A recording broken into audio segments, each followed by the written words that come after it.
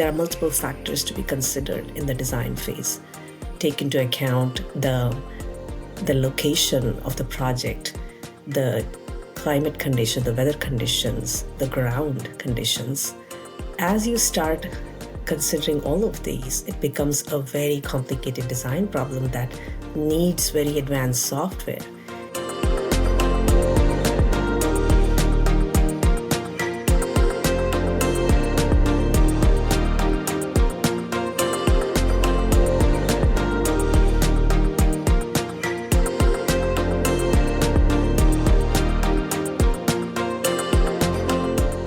Welcome to episode 4 of PV Unplugged, Digitization and Smart O&M, where we're talking about the burning issues facing solar today. I'm your host, Jonathan Gifford. And as much as the energy transition is about the transition from molecules to electrons, it's also about adding intelligence to the energy system. And there are a lot of developments potentially changing how projects can be monitored and managed, and we'll explore that in this episode. My co-host today is Dominic Buergi. He's the head of services for Stäubli. Well, we're talking a lot about innovation, digitization, and kind of digital services in the O&M space, but O&M is also very much about boots on the ground. It's about vans rolling out to the project site. Just how challenging do you think O&M is in 2026 based on your experience? Oh, yeah. Well, I personally have the deepest respect for O&M teams. It's hard work, and it's long days and maybe very challenging environments away from families. So I think the conventional O&M is really something which is challenging. And I'm happy to be here with Govinda and you, Jonathan, and looking into these conversations about how we can influence OM situations. Indeed, and operations and maintenance also faces tight margins, which is another challenge. Our guest this episode has been at the forefront of how data and intelligence can be utilized in project operation and also to boost performance, to support the people in the field and to deliver long-term performance and durability. Govinda Upadhyay is the CEO of SmartHelio, and he joins us today on PV Unplugged. Govinda, welcome. Thank you, Jonathan. Hey, lovely to see you, Dominic. And Govinda's actually joining from the trade show floor, which is even more demonstrates his commitment to our conversation today. Dominic. Right. So maybe first question, how is your offering received? You looking into digital and digitalizing O&M services. Please tell us about how that is perceived on the market. I think it's been great, to be honest. I'm always surprised that when people come with a very basic challenge saying that, I'm increasing my portfolio is not working well. It's very hard to send people, and then people they go and fix something, but still it's underperformance. And this has been widespread, like globally. If you go to US or Europe or Japan or Africa or Indian context, is the same. So I feel that just giving a little bit of intelligence that why something is underperformed, what exactly you need to fix, I think it's a great added value for of course, the person who is really concerned about the asset performance, and also the person who is on the ground, who has some direction. So it's like, I give an example, it's like a Google map. Before, we had to go to a place, we have to ask 100 people, hey, what's that place is? And then say, oh yeah, there's a hospital, then you have to turn left, then you turn right, and then do it. And then people did it, that's how we used to live. But when Google Map came, it gave us exactly pinpoint, and then it came also duration, then came with traffic, so we can plan better. So I think that's how I'm seeing right now this phase of O&M, like you're getting a Google map with all this information. Yeah, and I remember that intermediate state where you actually printed out, and you worked through these pages with Google and a hard copy. So we might be in that intermediate state. I don't know. I'm just curious to hear what are the recent developments on your side and maybe overall in the digitalization of the O&M. I think people have been talking about digitization for a pretty long time right now, because as the assets becomes larger, you need to be digital. So that was obvious. So people are moving from just doing monitoring, that, I just want to know on one screen where are my assets, then to tell me what's going on with the assets. So that movement is happening. And I'm seeing in the last 1 or 2 years, especially when assets are not assets are getting older. So that's one thing. They once you get old, we don't perform well. So that's even solar is true for them. As well as that we have political scenarios right now, investments are getting a little tighter. So people are really more focused on that how I can still improve the performance of my existing assets without burning down my cash. So this problem came to us quite well. And now we have launched, powered by autopilot, that's like AI solution we have, really an agentic solution on top of it, intelligence, where this is like your team member and you can talk and that team member can act upon. As simple as that. Tell me how my assets are performing today. It will just tell you exactly what's going on. Oh, it will prioritize all the problems already for you. And then it will tell, oh, should I assign the tickets? It will assign the tickets. So I'm really talking about something like Siri and Alexa, which can act for you. And this is where we are moving towards. And I feel that personally, I'm very excited as an individual and very techie person. It's like really nerdy thing we are doing. But all the clients, when we talk to them and they say like, yeah, damn, it's good. Like in the era of ChatGPT, why we are still looking at the screens and getting so confused at what's going on. So this is where we are moving towards a lot of agentic AI agentic solutions. So are you saying that we kind of like move away from the dashboards into something different? Absolutely. Dashboards are like primitive. Why would you look at the dashboards when you just get the information already, right? And of course, you'll have access to dashboards. Like we know in stopping, if you want to go detail and you want to check more and satisfy your knowledge appetite. But at the end, if you just get an email saying that, hey, today you received an email from Dominic, and I just say that, can you just read me the content on that? It's read the content. I said, just reply, Dominic, I'll be available. I don't have to click on my Outlook or Gmail and go to Dominic, do this, right? It just saved me so much of time, as simple as that. So this is where we are moving towards. Like increase your portfolio performance without increasing your team or keep the team lean. This is why. And if I could jump in and ask, you've said about this role for AI. How do you explain it? Like, what's it actually doing in terms of delivering better information to O&M crews and providers? I think like it's beyond that, Jonathan. It's a very nice question, like why we need even AI right now, right? I think a couple of years back or 5 years back, we had a very linear business model. We have to install a solar plant. Solar plants were less in number. They were young, new. They will perform and then have to sell to a user at a fixed price or a market price. Now look at the complexity of the system. Assets are much more bigger, much more complex in a sense that they have tracker, they're bifacial, they are older, they have some vegetation happening, all this thing. At the same time, you have batteries coming in, your people changing, people are retiring from the system. Suddenly it's a non-linear system, more variables to take into consideration to take an action that I have to go and fix that problem or fix that underperformance problem. And I think this is where AI can really take all this complex information and simplify for us. That's it. So this is where I feel that power of AI can be unleashed. And also now we have a lot of data points that AI can really use it and provide very, very valuable information for our solar community. Okay, fascinating. Hopefully, that data will help solar projects age more like red wine rather than bread. Right? That's the old saying. I love it. Yeah. Govinda, you're working with very large data sets. You're collecting a lot of information, right? Can you actually reveal some trends for us in terms of what kind of issues are really impacting project lifetime and durability in the market today? I think like one of the biggest issue is coming from the faster degradation of the equipments because climate change is happening. You have more heat, more water on the field. Rain is just crazy, soiling is crazy, all this thing.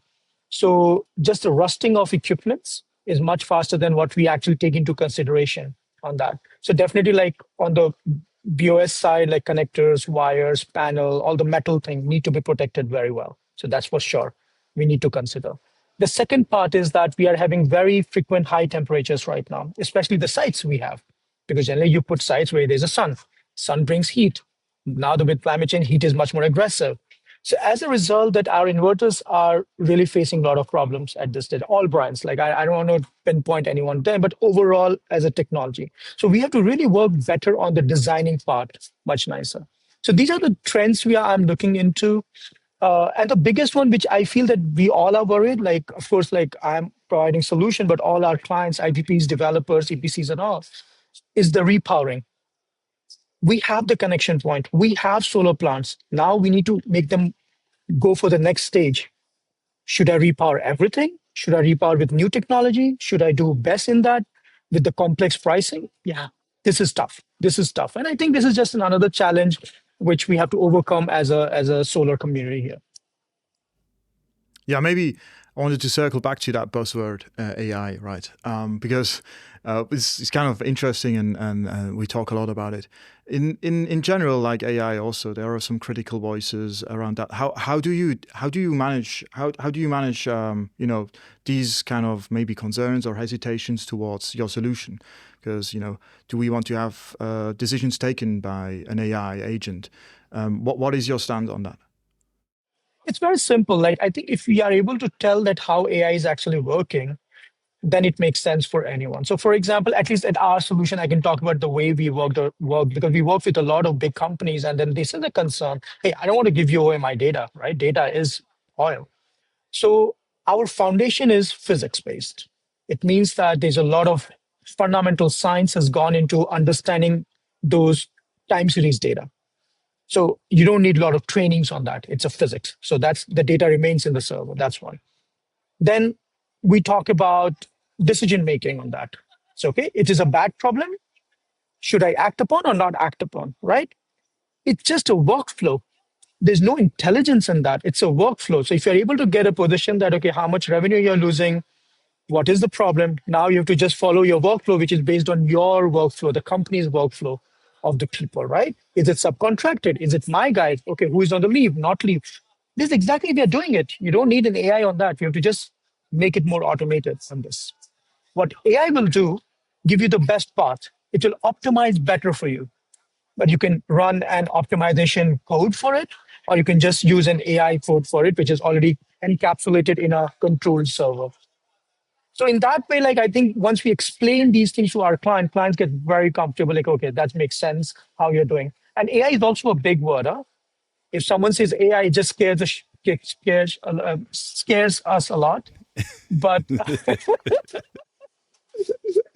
AI is a big word. And then I think it's really important to understand that how AI has been implemented or what exactly the AI has been implemented. Yeah.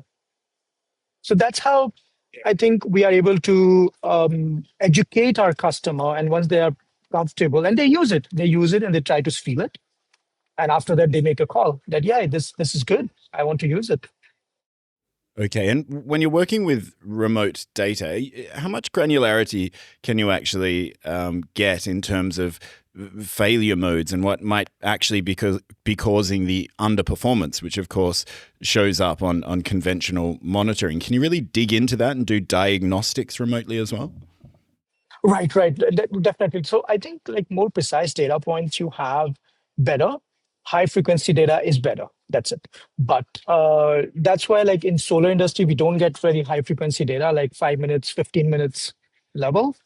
And what we have worked hard a lot is that how do we build intelligence that even if we have 15 minutes data, still we are able to get those information out here.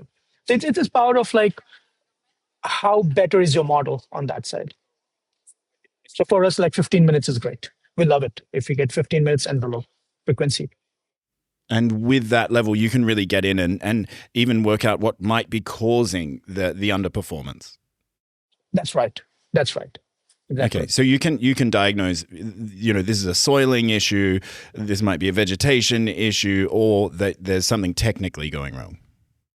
That's right. And why we are able to do that? Because everything is like a physics based, where everything has a pattern on that. So if you have, for example, shading comes and go. So it's a reversible change on your system. It comes, it dips and go. It will affect your voltage and then it affect your current. This thing we have learned through our experience. This thing we have learned through an R&D we did for 3 years with our own data set, and we deployed a lot of sensors around to understand these phenomena. So this is one. And I think the second aspect is the weather. So how best you know that the sun was shining, what was the profile of that?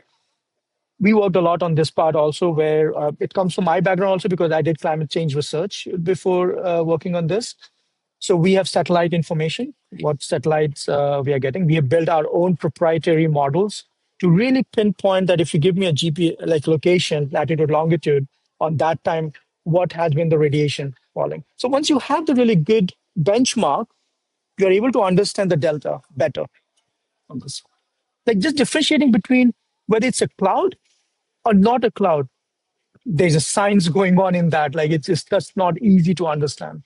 That's it. And this is where the models come into picture and able to differentiate such phenomena.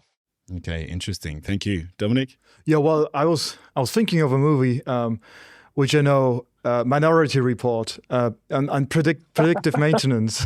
Kind of like in how far away are you to look into the future with your solution? I think the way the technology is evolving, we are not at all far away. Like you will have it in like next 1 or 2 years. Now it's a matter of like how we as people are able to accept that. So are we want to create this resistance? Like, for example, I remember when credit card, so I come from India, and then when credit card came, my dad was not using it. He said, oh, I'm not going to use credit card. Someone will steal my money. So we have to get out of that phase on this part. That are we hitting that credit card moment? I'm pretty sure everyone felt it that, okay, I'm going to use my cash, nothing digital, right? So faster we move into that kind of mind, I think technology is there already. It's happening. It's happening already in many industries, actually. Thank you. Well, what we've seen is in the past, I remember maybe it was 4 or 5 years ago, there was a huge amount of buzz about, digital twins. If we build a digital twin of a project, then we're going to really be able to anticipate how it's going to behave in the future. And then we can compare that to real world data and have these insights and these forecasts. Do you think that's really playing out? And is that how people understand how you can use a digital twin of a project at the moment? Absolutely, Jonathan. I think you're bang on this. Digital twin has been in all other industry, like all the industrial revolution happened with digital twin. If you talk about it, so people did talk about solar being creating a digital twin. It's just we have better understanding now that how to model that better and what kind of simulations we can run. And it looks like an obvious to me, not a miracle, because as a human, as we grow with the knowledge, we just get brainier, right? We just get more brain cells to understand. So that's it. That's what happened here. Okay. Well, it is exciting developments. And of course, there will have to be growing industry acceptance of the power that technology can deliver. Thank you very much for joining PV Unplugged, Govinda Upadhyay, the CEO of SmartHelio. Thank you, Jonathan. Thank you, Dominic.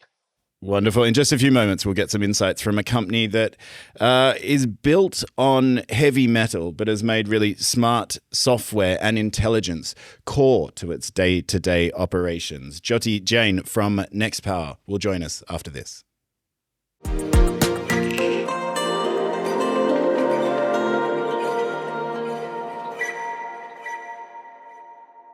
Our second guest this episode is Jyoti Jain, the head of software product management at Nextpower. Thanks for joining PV Unplugged. Pleasure to be here. Well, and you in fact might know Nextpower as Nextracker. And really, regardless of its name, it's a company that was built on single-axis tracking, but it's really grown through the expansion into software and a whole range of other services and offerings to the PV marketplace. Jyoti, how big do you see the opportunity for the provision of software in the global solar marketplace and also for project developers and owners over the lifetime of a project? Well, I see that the opportunity is only growing, to be honest. I would say that software is going to play an increasingly important role in the solar industry. And the reason I say that is that with the new software technologies that are available to us, we are able to now offer even better solutions for the solar industry throughout the life cycle of any project. And this is especially true for utility scale solar. where the problems are complicated and the solutions need to be equally advanced. And what particular problems do you think that software and digital services is particularly well placed to solve for the utility scale segment? Sure, absolutely. So let me start with the design phase of a utility scale solar project. Now, the design phase is actually quite complicated if you think about it. You have multiple layers of components, right? You have the foundational system, you have the structural system, you have the electrical system. And all of these have to be designed one on top of the other, and they are related. There are trade offs among them when you design them. And often they're designed by different companies. So that does not realize the synergies that come through designing it as a one single system. And then further, there are multiple factors to be considered in the design phase. Take into account the location of the project, the climate condition, the weather conditions, the ground conditions. Those play an important role. So that requires quite a bit of analysis on how do you design a system that lasts for 30 years. And beyond that, there are factors such as labor cost. There are factors such as what is my landed cost of materials, depending on how far I'm sourcing the material from. As you start considering all of these, it becomes a very complicated design problem that needs very advanced software. And the good news is that I believe that the software is actually now able to solve these problems in a holistic way, that a full system design can be produced, taking into account all of these unique factors for every project. And that's immense value right at the gate, right? Because a lot of utility scale projects are built with all the economics across for like 30, 40 years in mind. And you need to really do a good analysis. And so far, I think the software was there, but it can be improved significantly to produce better designs that actually cost less. So that's, to me, the at the end of the day, the developers want to produce energy at the lowest cost. And the design phase can be extremely impactful in producing designs that last, but also keep the cost optimal. So that, to me, that's the number one area for value, and it's arguably the most important one. Jyoti, I think it's so interesting that you said, 25, 30, 35-year life. And that's really built into what you're aiming for at Nextpower. And it aligns very much with a number of themes that we've had throughout this podcast series. And I think would align very much, Dominic, correct me if I'm wrong, in terms of Stäubli's mindset, in terms of the components that you're supplying. Would you say that's right? Right, absolutely correct. So we design our products for 25 years plus a lifetime expectancy in performance. And I fully agree with your statements on the software. And I was a bit curious on when Nextracker introduced also the True Capture software with the backtracking, kind of like smart feature. How is your experience? Is it from the market? What's the response, and how do clients adapt to these new introductions to them? Yeah, sure. So True Capture technology has been around for many years now, and we've got really good data on hundreds of projects that we've deployed it on. So it's a technology that has been deployed widely across the world, and it has been proven widely and with the extensive data that we have been collecting over the years. So, and this increasingly our clients are understanding, and they trust us with that because we can show them exactly what is the benefit of the technology. And it is not a technology that is giving you the same results or good results at every location. And we are very transparent to our clients about that. We show them what the benefit would be and whether it's worth it, right? Because at the end of the day, the clients want to see the benefit. And so it's not only selling them the technology, but also proving to our customers that yes, it's beneficial, measuring the benefits and reporting on it. You may not know, but our own internal operations team, they track every true captured project yield in-house with the data and make sure it's performing. And if there's any issue, we actually proactively find out about it, and we actually proactively make sure that it's working. Because So is there like a predictive component in there, or? it is, I would say, it is modeled in a way that it takes into account the conditions, the changing weather conditions. So, for example, cloud conditions and wind conditions and so on. So it is modeled in a way to take into account on the ground real data. And when you say predictive, it's less predictive, I would say. It's more the model makes a model based on what you think will happen and how the yield can be increased, let's say at the beginning of the day, at the end of the day, to capture more energy. Well, in terms of PV power plant operation, we know that operational budgets can be quite tight. Is there appetite in the market to actually spend the money on software? I know many of us don't like spending money on software in our everyday lives. We kind of take it a little bit for granted. What about in the utility scale sector? Well, personally, I will tell you that this is an area that I would urge the utility scale developers to think about, because so yes, you're right. The operational budgets are tight. It's modeled at the beginning of the project, and there's not always room to buy a lot of software and upgrades afterwards. So that's a reality. So often we look at areas where we can provide solutions, targeted solutions within that budget, right? And that can improve and deliver performance within that budget. Now, I would say that the way the projects are developed today, they're not modeled to take into account any advancement in software technologies in future, right? If there is a better technology 5 years from now, can the projects that are built today take advantage of it? They're not modeled that way, and that's actually not a great thing. I think that increasingly I would urge developers to think about modeling the project in such a way that you can take into account, maybe a SaaS software solution that allows you to get more value out of these components and software, especially because that software advances much faster generally, and we can iterate on it faster. We can provide better software over the years very quickly. But then if you don't have budget for it, it kind of holds a lot of that adoption back. And so I hope the industry can actually accommodate that.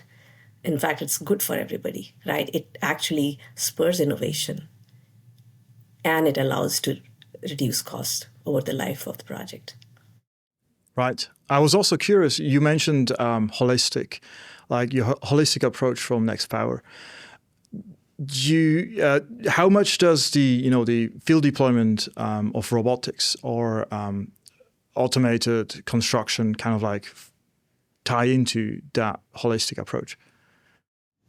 Yeah, absolutely. So as you know, Nextpower has acquired a number of companies recently, and we are increasingly trying to deliver a full system to our customers as much as possible, right? So that's why we have foundational, structural, electrical, and all of these components. Now, think about it, right? Like when we deliver our equipment to our customers, we want to deliver to them all the equipment required for each block that they're going to build. We call it blocks. That's how the utility scale projects are built.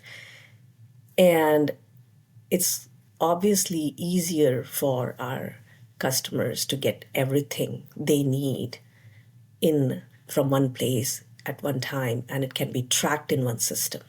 So our software system today tracks all the different parts that are necessary to build a block of the project, and we are able to provide them information on how these parts go together, what's the training manual, what is the warranty. Everything is in one place. And it's easier for the customer that they don't have to track it in multiple systems or from multiple vendors. That's definitely there. Even the as we are putting these systems together and these layers together, we are realizing synergies among these systems so that we can reduce the total number of SKUs and we can see how the system can perform better. Even sourcing, right? When we source it, we want to make sure that when we ship it, we are trying to optimize on the landed cost and so on. So, point being that through like every aspect of it seems to gain with having all of these components come from, from Nextpower.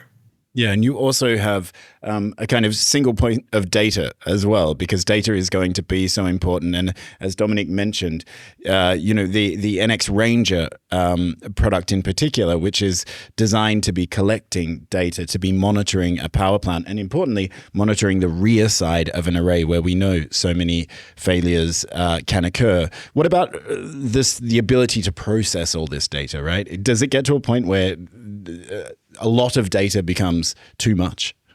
Yeah, I mean, a lot of data can become too much if you don't know what to do with it, right?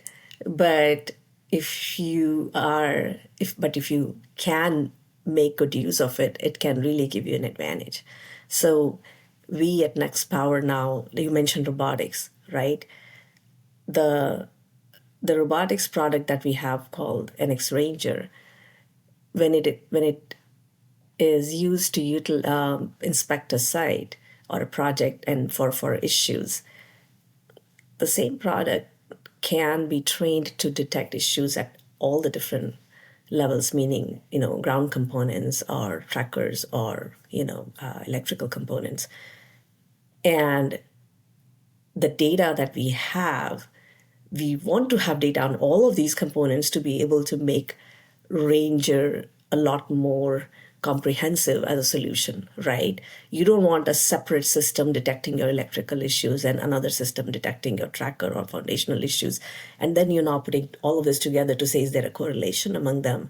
And now how do I fix it? Now I need a different type of technician or different information to go fix one or the other issue. Versus as a plant owner, you would rather have a single system that tracks your data, identifies any issue, finds the impact of those issues and prioritize them for you and initiate action. That's what we have in mind. So for us, all of these solutions like robotics, like all the data, all the smart devices we have on the site, all the sources of, external data like weather data, and all that comes together to really say, okay, how do I understand the reality on the ground through all of these sources of data? How do I make sure I process it with my know-how and the historical data to see what's the impact of, anything that I'm seeing, and then prioritize it. And in fact, we may have even tools to start, initiating actions initiate actions for our customers. I was curious on the customers. Your customers might have digital twin or something which is close to a digital twin. How does your approach and your solution offering tie into that? If you mean digital twin from, let's say, another third-party vendor, is that what you mean? Okay. Yeah, and I think that increasingly we will see solutions from different vendors that our system has to plug into or work well with, right? So the way we handle that is we make sure that we have a two-way connection with that digital twin. We are able to inform the digital twin of what we are seeing in our system, and we are able to draw from that digital twin to empower our customers.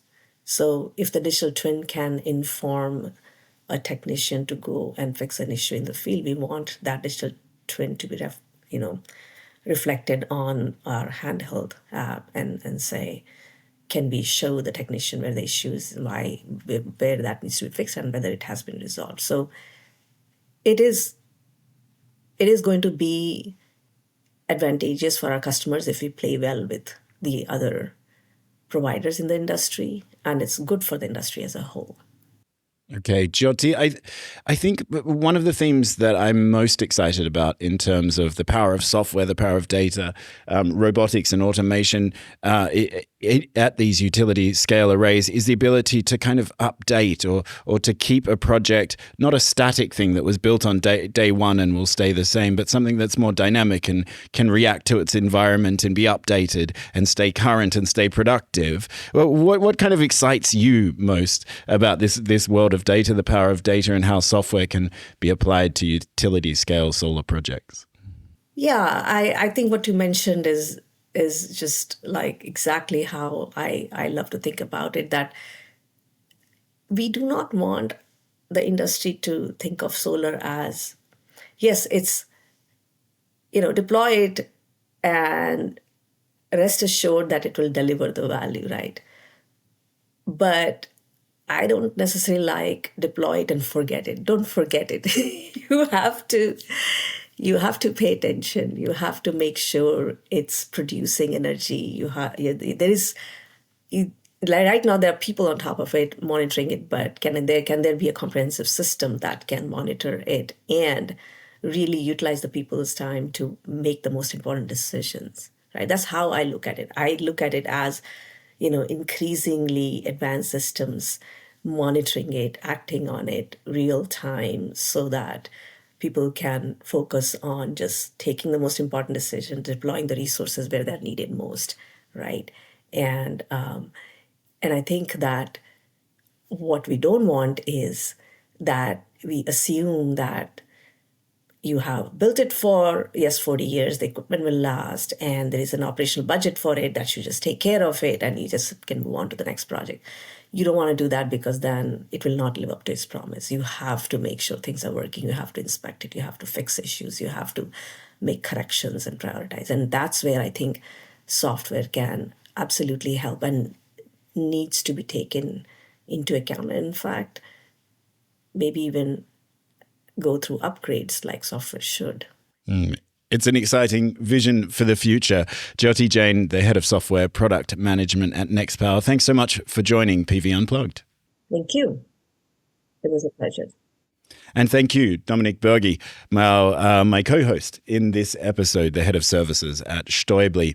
And also our other guest, Govinda Upadhyay, who joined just a few moments ago. Now, in episode 4 of PV Unplugged, we'll be exploring the role of materials in PV durability with two guests who have been deeply involved in discussions about material selection can either make or break PV performance over the long haul. We just heard lifetimes of 25, 30, 40 years, and they've both been in solar for the long haul as well. Lucy Garreau-Hill from DuPont and Alessandro Andolini from Coverme. Thank you for watching this episode of PV Unplugged. I'm Jonathan Gifford, and it's great to have your company.